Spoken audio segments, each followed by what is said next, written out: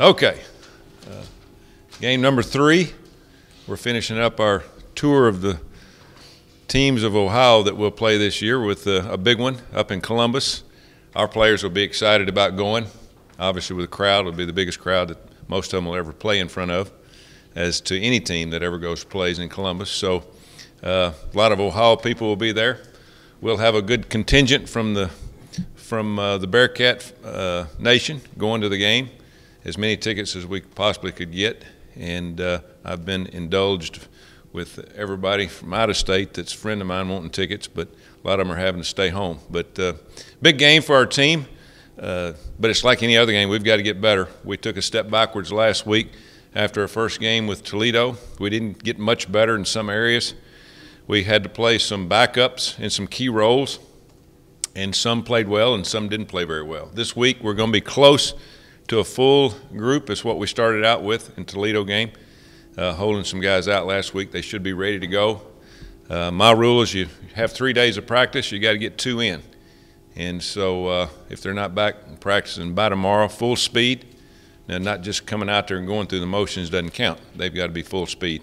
So that's kind of how I go through a regimen of letting the kids know, if they're going to play or not. But that being said, it'll be an excellent challenge for us from top to bottom, offense, defense, and special teams. It'll be the fastest, quickest, and biggest team that we'll play. It's very similar to what we do on offense and defense, so we'll get a little carryover. We throw the ball a little bit more than what they have and have in the past. They're throwing more with this quarterback than they did with their quarterback of past, but they've got excellent receivers, running backs with speed, big offensive linemen, and we'll have to have a heck of a game plan, to be able to win some, or if any battles at all, to be able to have a chance to win this game.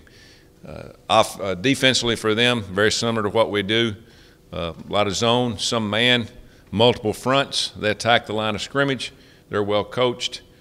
They really hadn't played anybody that plays what we play in terms of an offense. Most of the teams that they played are more of aimed at running the football, and whether that makes any difference or not, it probably doesn't. But they've had 2 weeks to prepare for us and work on things that they need to do against our offense. Our game plan will be to go try to get better in every position, keep playing technique. There's a lot of things that we can work on this week in practice other than working on playing the Buckeyes. We've got to get better as a football team, as an entire group of playing as a unit. We played well in some areas last week and the week before at times, and then we had breakdowns. And you can't have that, when you go on the road. I don't care who you play, and then you can't do that consistently. So we'll make a few position changes going into this game, look at some of the younger guys that played better when they played last week.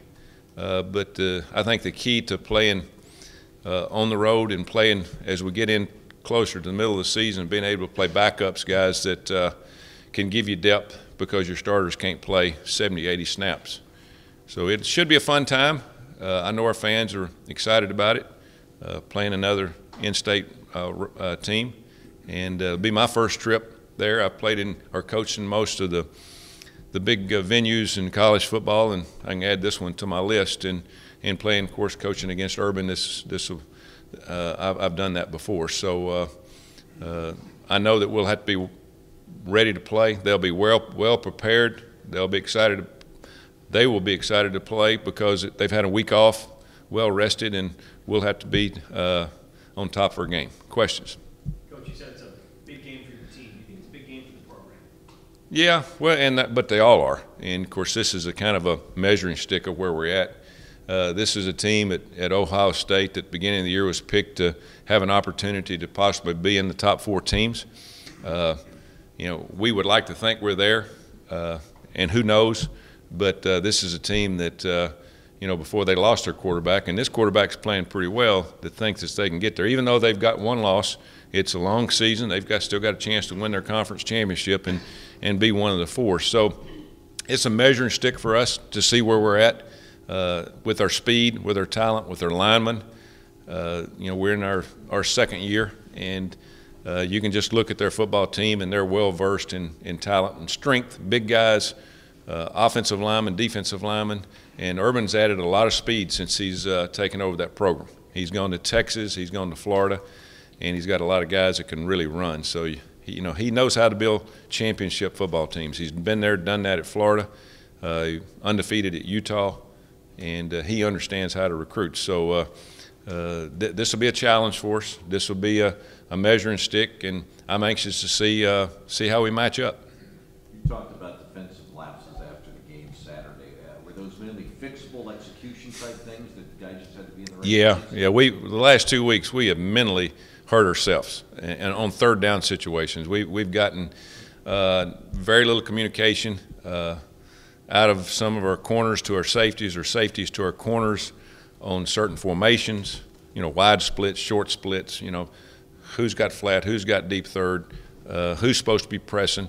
It's just mental mistakes that can be corrected that we work on every day. If it's physical mistakes, that's one thing, and you're going to get outmatched in some areas each week. I don't care who you're playing, but mentally, that's where you can't have breakdowns. And most of ours have been mental mistakes, especially in the secondary of getting confused, going from one coverage to the next.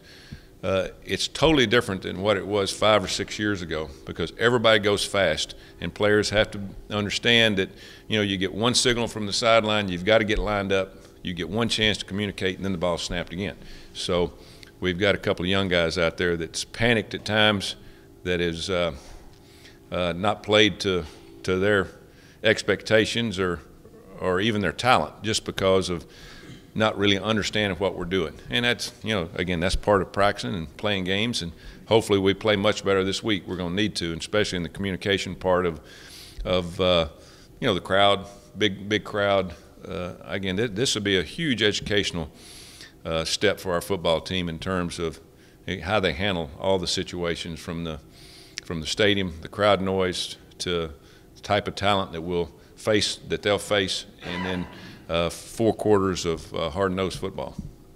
You get the sense from the fans that they'd like to see this game every year. Just how hard is it, though, in your position, and I'm sure Ohio State's position, to schedule this game off? Yeah, well, the big thing about scheduling is it's done 5 or 6 years in advance, and those are already done. Now, the problem that you have, and you've had teams that's changed conferences, and they've had to change, and they've added to the Big Ten a number of teams that they've got. They've had to add more games. It's hard. It's hard to play non-conference games. I like to play non-conference games that are close to home, because it saves you on the travel, saves you on the expense. It gives your fans an opportunity to go watch the games, other than traveling all the way across country to play somebody that really doesn't do a lot for your program. It's a lot better for us to stay home here, or Columbus, or play Toledo, or go to Nashville, somewhere where our fans can go and the players can see us and kind of compare what we're doing against teams that we recruit against. Is a game like this where you're the underdog going in, a game where teams tend to pull out more trick plays out of the bag, or is that something that I know, without giving away the game plan? All games are important. Next week's game is very important, obviously, because it's the start of conference season. But this is important because it is an in-state school. It's something that all of our fans, they rally around playing against, Miami, Ohio State, Toledo. And it's a game for us to get better. It's our third game, and we have got to improve. We took a step backwards last week, and mentally and physically, but we're getting a lot of guys into the games that we didn't, like last week, we played some guys that we didn't think would start, a football game, but because of injuries, we had to play them. And we thought they would play, but we didn't think they'd be starters. So, we just got to, we've got to get better in this game. We've got to play, and we hadn't played a third quarter this year. We absolutely played terrible in the third quarter on both sides of the football. I mean, it's not hard to look and tell. The Toledo game, we looked sluggish, and last week we looked sluggish and turned the ball over. So hopefully we can get that attitude changed, and it's all about attitude and how you look at halftime and come out of the chute like you did early in the game. And so again, there's a lot of youth on this team that's got to learn how to play and play for 4 quarters when you're in the game. Gunnar didn't play as well last week as he did the first week. What does he need to do better this week to give you guys a chance? He needs to quit pressing, but he also needs some help. You know, he got a lot of help in that first game because, you know, the good passes he threw, we didn't drop any of them. And he threw 3 last week, should have been caught, 1 for a touchdown. So you don't get those opportunities very often. Take advantage of your times at bat, so to speak. And that's what we talk to our players about. You know, if we're going to throw the football like we are, and we're going to throw it deep down the field, you know, if it's a good pass and we've got coverage beat, we've got to take advantage of it. And so he didn't play nearly as well as he did the week before. We all knew that was going. You can't play that well. I mean, he played lights out, except for 2 or 3 plays the first week. And it wasn't they didn't have any more pressure on him, a couple of different coverages. I think sometimes he starts pressing. When you throw a ball down the field 50 yards and the receiver is open, hits him right in the hands, he drops it, you know, the quarterback looks at himself and, well, I got to make up for that. Well, you can't make up for that. I mean, you got to go and just go back to the line of scrimmage and understand you got to get a new set of downs, not try to get it all back the next play. We made some mistakes on offense of calling plays. You know, we sat down and, as we do on the staff, we grade ourselves after each game. And, you know, we're out there 8 or 9 plays, and on defense we stop them, they punt to us, and we throw a deep ball and they intercept it. You can't do that. I mean, you can't stick the defense back out there. Now, if you score a touchdown, they got to go back out there anyway. And I told them I'd just well score 8 or 9 plays in 1 play.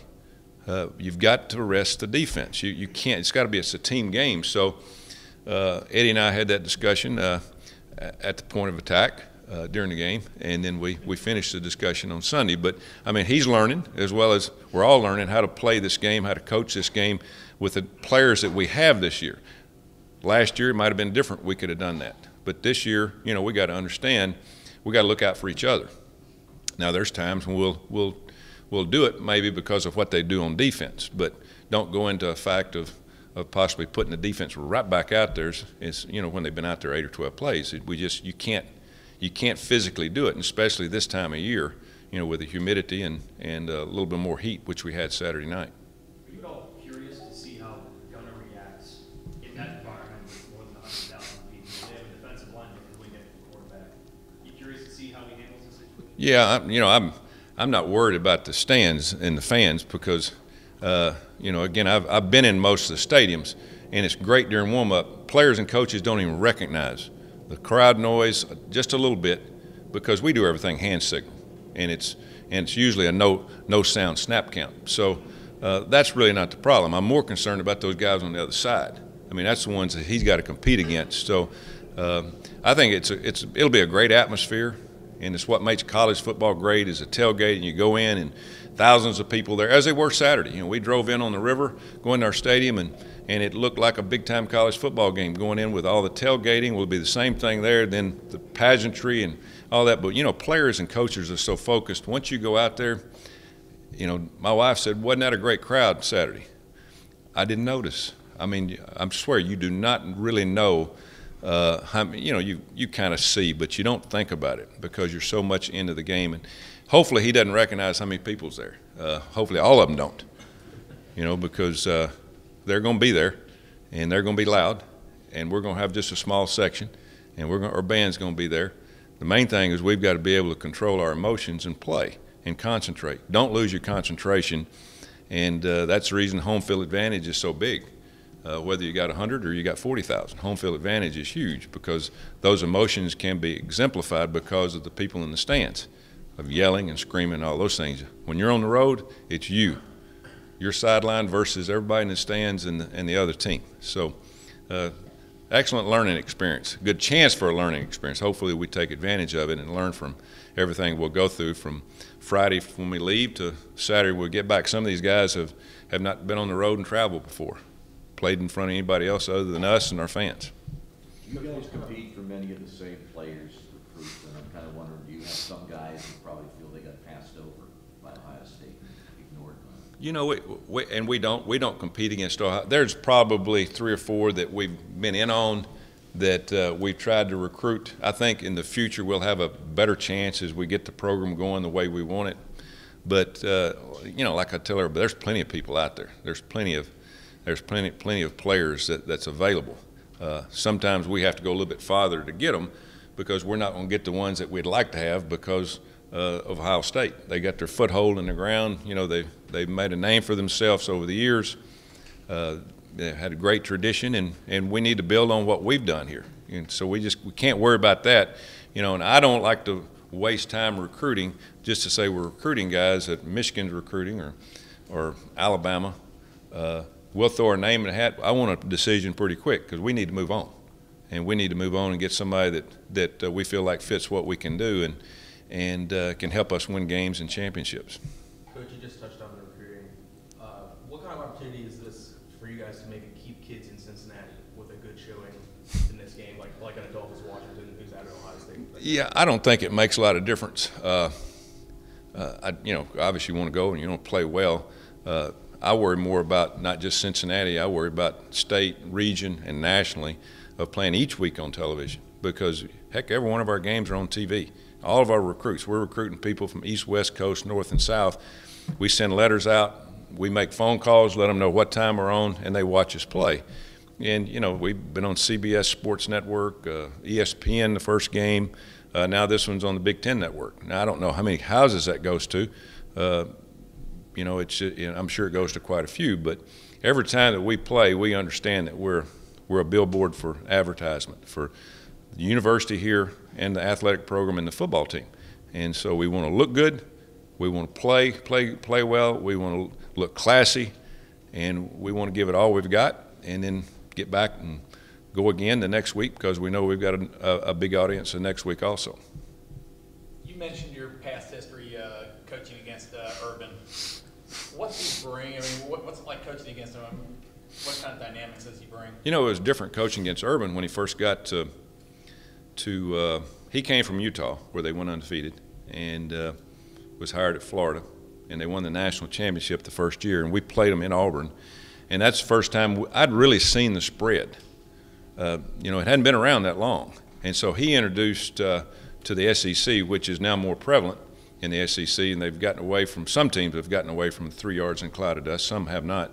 But he introduced the spread with active and athletic quarterbacks. Chris Leak was his first. They won the national championship the first year, and he brought something different. So, you know, we started taking stuff from that. You know, of course, we had to take stuff from how you play it, you know, how you line up against it, how you defend it, which is like defending the option. You know, it's football that everybody has an assignment football. And so that's what I can remember Urban coming in and being part of that. And then, of course, we played him with Tim Tebow on the team. So he had Chris Leak, and then he had a Heisman Trophy winner in Tim Tebow for the next few years. So, you know, I got to, you know, understand Urban a little bit of what he wanted to do. The good thing about Urban Meyer is he knows what he wants to do. He's not one of these coaches that's going to change every week and we're going to be in this offense. That he's run the same offense ever since he's been at Utah. And he recruits for it, and that's the reason they're so good. And they're going to be highly ranked, and they're going to recruit well. There's going to be some quarterbacks that we'll recruit, he won't recruit because that's not his style of quarterback.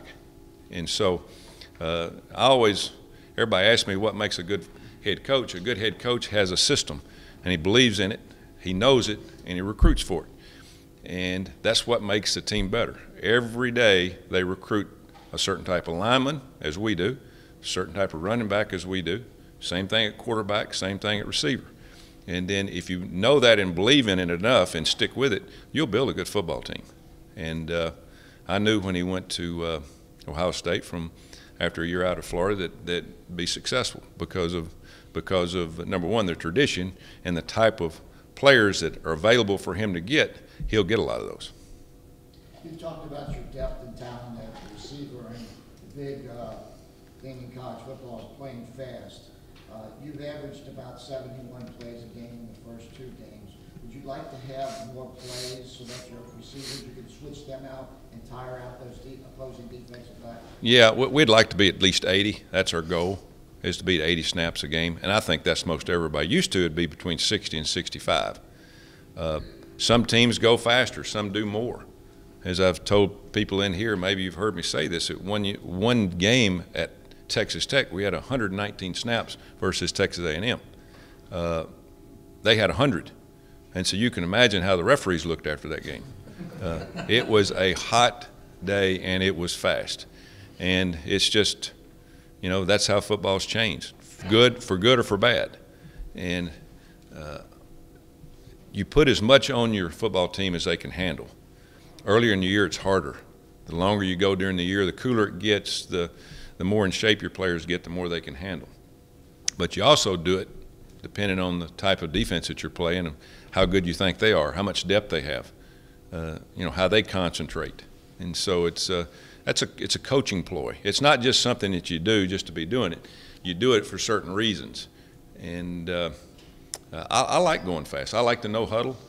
I like the no huddle really not as much for the games. I like for practice. I mean, you can get more repetitions in practice the way we do. You can get double the repetitions. You got to be careful what you do in practice, because used to you get maybe 45 to 50 team snaps in practice against your scout team. Now you can get 80, 90 to 100. But it feels good as a coach until you go in and sit down and have to start grading that film at night and then show it to them the next day. There's not enough time. And so it's you've got to balance all that. You got to understand you got to balance it, but you got to have a team that can really handle fast-paced play and don't want to kill yourself and make mental mistakes, which sometimes people do just by trying to go fast.